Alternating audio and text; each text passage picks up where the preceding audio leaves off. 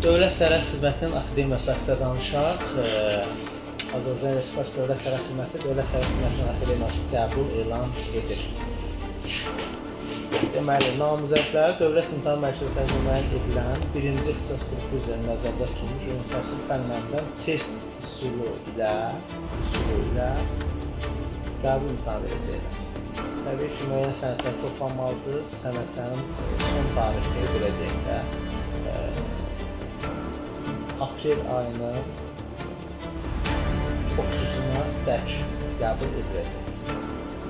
Dövlət Sərhəd daxilində təhsil almaq arzusu olan Azərbaycan Respublikası vətəndaşları aşağıdakı tələblərə cavab verməlidirlər. Hərbi xidmətdə olmayanlar üçün 2025-ci ildə 17 yaşı tamam olmalı və 20 yaşı tamam olmamalıdır. Hərbi xidmətdə olanlar üçün Dövlət Sərhəd Xidmət Akademiyasına qəbul olunduğu tarixə dək 23 yaşı tamam olmamalıdır. Müraciət edən şəxslər tam orta və ya orta ixtisas təhsilinə malik, fiziki cəhətdən isə tam sağlam olmalıdır. Təbii ki, Dövlət Sərhəd Xidmətində qəbul olmaq istəyir.